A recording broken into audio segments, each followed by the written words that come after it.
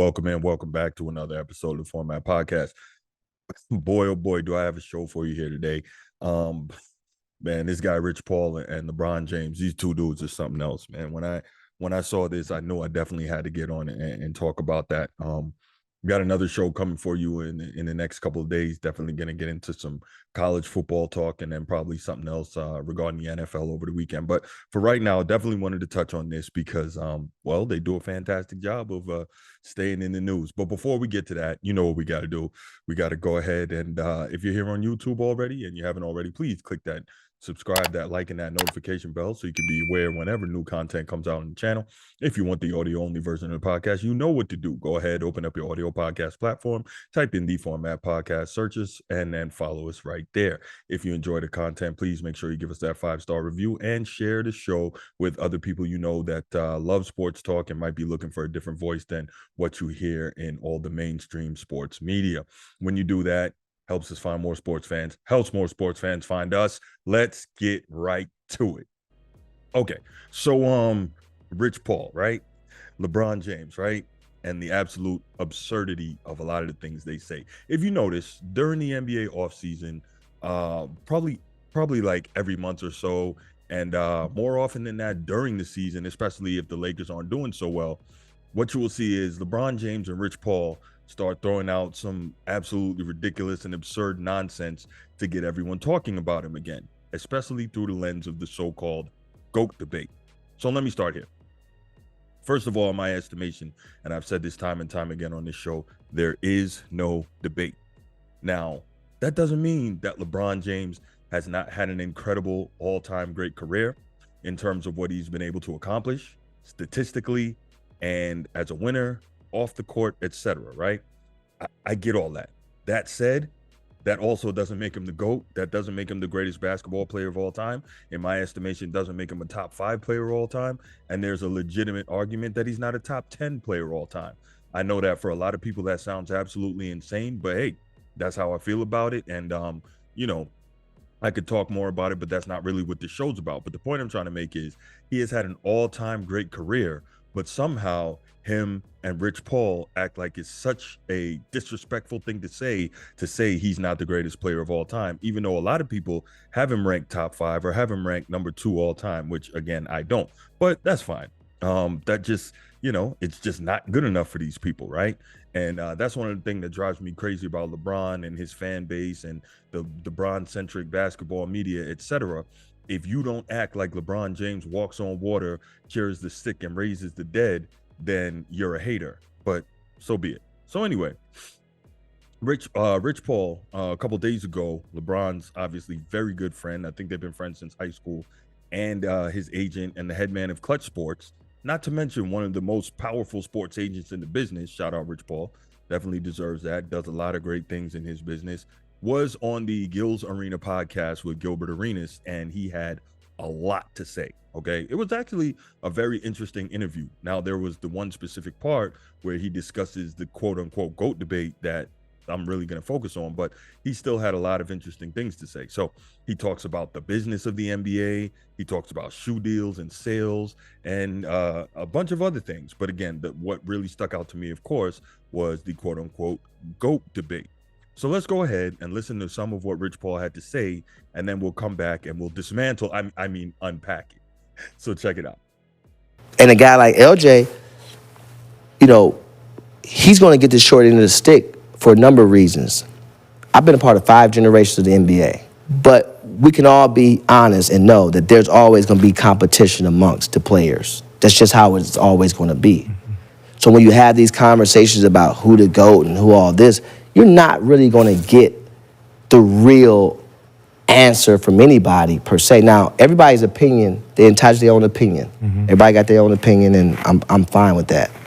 But then you got this TV component where there's people on TV saying what they feel, but that's kind of tainted too, because we all know the difference between Mike, LeBron, and Kobe. Mike and Kobe, they didn't care if you were their friend or not. Matter of fact, they don't care to be your friend. They don't want to speak to you, period. But what does that do? that makes you want to be their friend even more. LJ was all inclusive, right? All inclusive. But familiarity breeds disrespect. Michael Jordan was my favorite player growing up. I've had every shoe ever made up to 14 when it started getting a little weird. But at the end of the day, that was me, right? That's all we had to compare to. There was nothing else. Mike transcended the game. When Kobe came, Kobe was a silhouette of Mike, right? That's everything, which is great. But LeBron is the first player to have to deal with a 24/7, 365 news cycle of sports and opinions from those that's not even capable or carry the expertise to give a valid opinion, right? In addition to, no, I'm not gonna really do it how y'all want me to do it. I'm probably gonna do it how I decide to do it.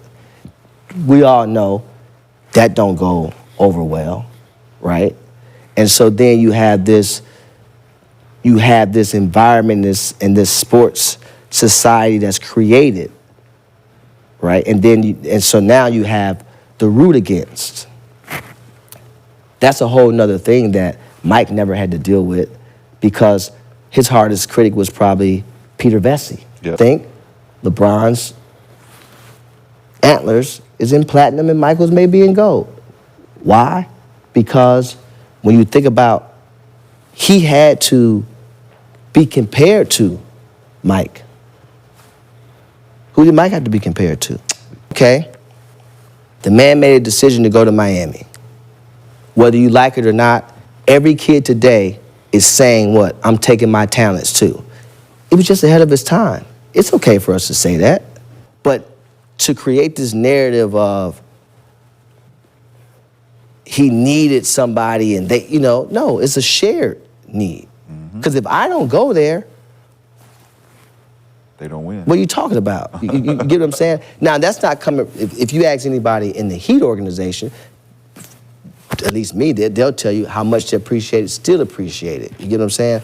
But the narrative from the media perspective was something totally, totally different. So when you just get into that GOAT conversation, and I always say this, comparisons are the thief of joy.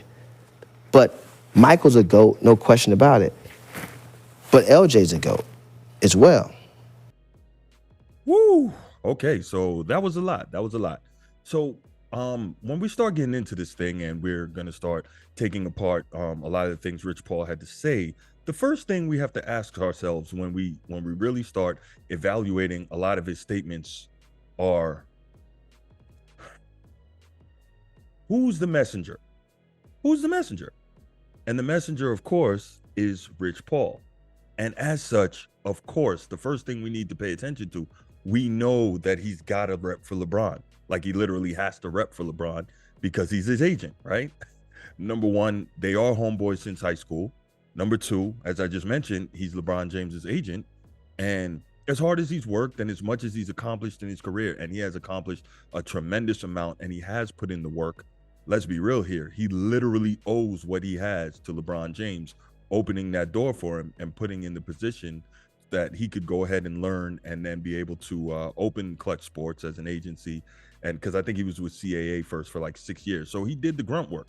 He definitely learned it. So let me be clear here. He may not be a college graduate, but he did the grunt work to learn how to be an agent at the highest level. So I definitely want to give respect due for that. And I'm so serious when I say that. It is tremendous that LeBron gave him the opportunity and he took it and ran. Okay, so no hate there whatsoever. I mean, really, I'm not a hater anyway, but I want to make that clear that I'm giving Rich Paul tons of props for that. But as much as he's accomplished and as hard as he's worked in life, he literally owes what he has to LeBron James. Let's be real here, okay? So we have to take everything that he says regarding LeBron and all the propaganda he's pushing with a grain of salt, because that's literally his job to try and convince us of these things, right? Okay, so Rich Paul says that people in the media don't have the expertise to talk about who is or who isn't the GOAT. If you remember in the clip, he said, he talked about they don't have the expertise, blah, blah, blah. I guess it's that whole typical thing of you didn't play, so you don't know. So that's funny because there's a ton of players very recently. I think it was like this past season, they did another poll of who's the greatest player of all time. And Michael Jordan still got like high 50s, 58 to 60% of that vote. And that's among modern current NBA players. So what do we have to say about that? I guess they don't have the expertise either. But even so, let's just say, Rich Paul, you're right. The people in the media don't have the expertise to talk about who is or who is not the GOAT in basketball. Let me ask you a question, Rich Paul. Did you play in the NBA or at any high level? Did you? So why do you have the expertise to sit there and tell us who is the GOAT? The same thing that you argue that we don't know what we're talking about. How do you know what you're talking about? Because you sit at courtside and you cheer for your boy? Oh, that gives you the expertise? You didn't play, so I don't know really what you're trying to say there, but that's fine. Let's move on. This is interesting, right? Rich Paul and LeBron fans and your Nick Wrights and your Shannon Sharps and these guys. So this is something I've noticed. They know exactly who they're talking to when they go on these shows and they make these comments or they give these quotes when they're getting interviewed, etc. They know exactly who they're talking to. And who they're talking to are people who don't know and didn't see or weren't around to know how great Michael Jordan truly was. And those are the people with whom they're trying to control the narrative about LeBron James, right? They're talking to the people that are going to go on Basketball Reference and look up the stat sheet and say, oh, LeBron James shoots over 50% from the field for his career. I think about 50.5, if I'm not mistaken. And Michael Jordan only shoots 49.7. So LeBron James is so much more efficient than him and blah, blah, blah, and blah, blah, blah, right? But they didn't see it. They don't know. They're looking at a stat sheet, right? And don't get me wrong, a stat sheet is a legitimate, numerically proven record of what took place in a particular game. That said, a stat sheet does not tell you everything. And if you watch the games and you know the stat sheet can't tell you how someone got their points. A stat sheet doesn't tell you how skilled someone is. It just gives a flat numerical representation of what took place. Now, of course, there are great values in stats. I'm not upset with that, but you can't just look at stats and say, well, and draw concrete conclusions, right? Especially when you're going across errors. But that's fine. Again, Rich Paul and Shannon Sharp and Nick Wright, etc., they know who they're talking to when they start throwing stats at you or when they present their argument over certain platforms. We get it. Okay, next up, Rich Paul asks, who was MJ compared to? Because he says LeBron was compared to MJ, but MJ wasn't compared to anybody. Now, see, here you go again, lying. Flat out lying, being disingenuous to the people who don't know any better, okay? Because early in his career, you ever heard of these two guys, Magic Johnson and Larry Bird? You ever heard of them?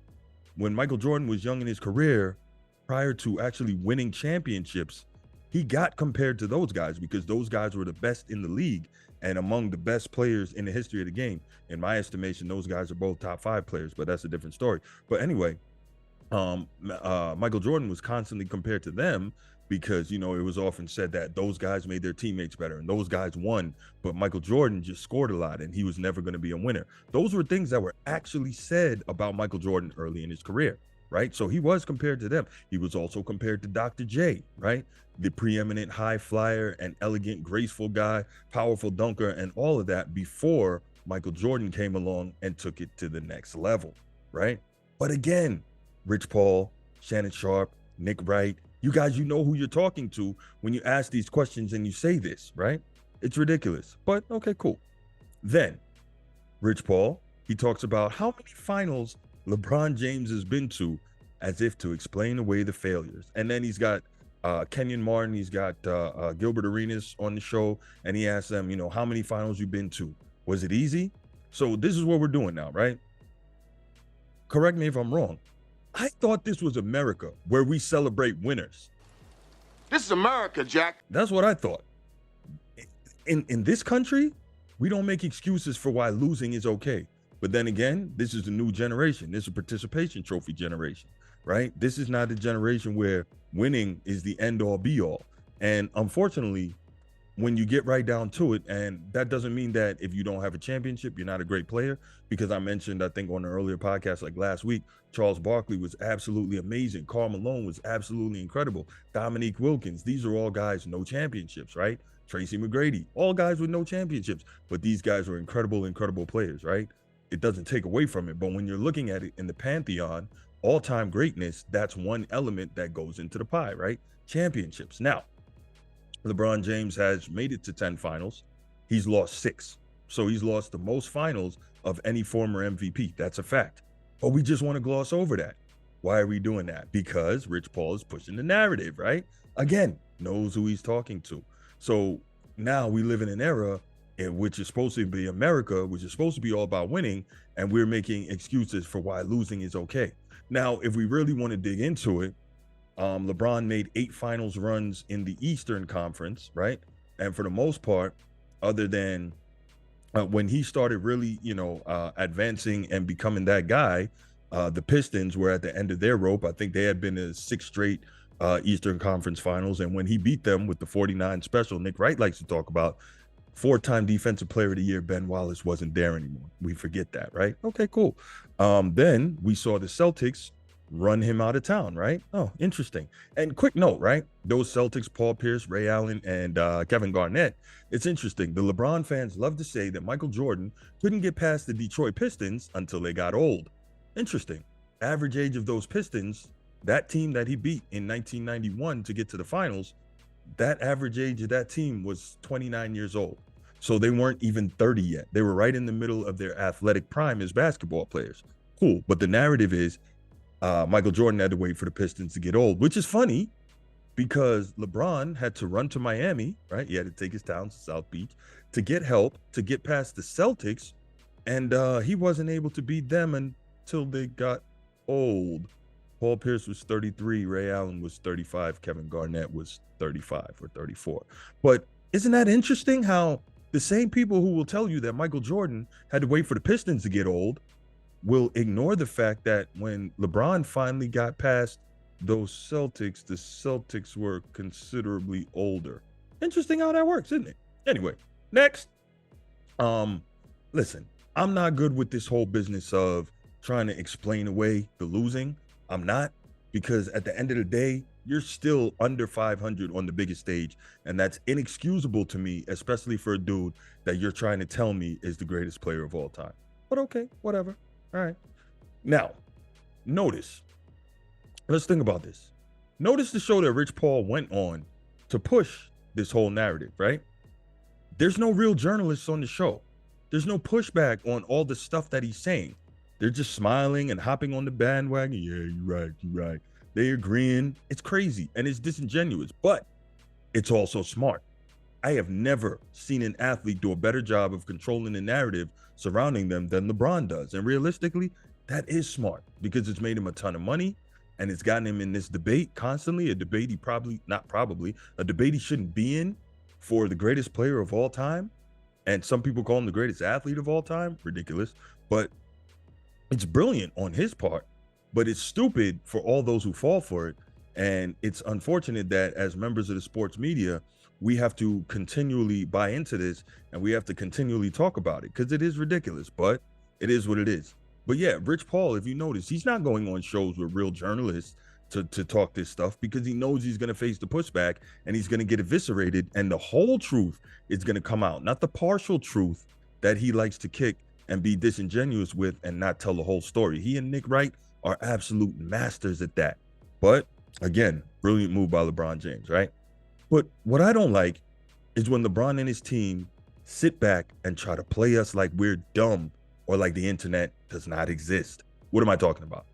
Rich Paul, in this same clip that I played earlier, he talks about how LeBron was ahead of his time because he said he's taking his talents to Miami in the decision, right? As if he was the one who coined that phrase. You heard Rich Paul say, oh, you hear all these kids now talking about I'm taking my talents too. And LeBron was ahead of his time and it's all right. Are we freaking serious, Rich Paul? Are we serious? So LeBron was the one who coined that phrase, huh? You sure? Maybe it was this guy. I, Kobe Bryant, have decided to take my talents to